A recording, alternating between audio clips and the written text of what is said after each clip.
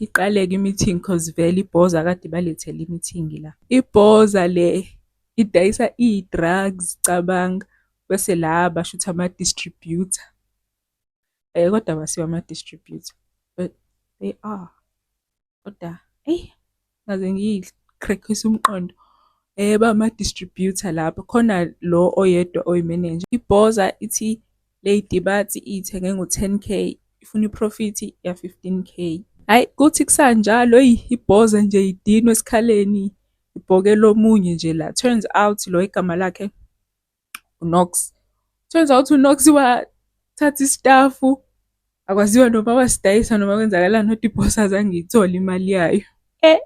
Shuthi-ke ibhoza-ke isi-confront i-manager phela cause yabo as i-manager mengabe i-organization establishment ingahambi kahle, umphathi